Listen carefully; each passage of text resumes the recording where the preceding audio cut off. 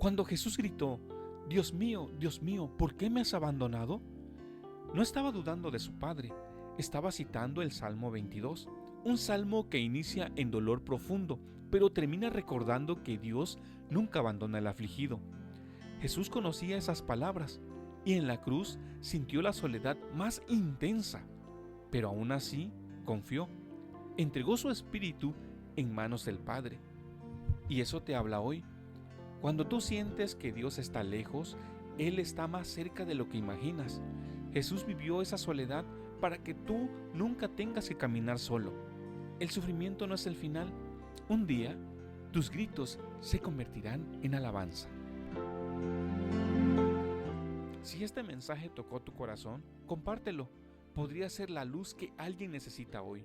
Guárdalo, coméntalo y difunde esperanza.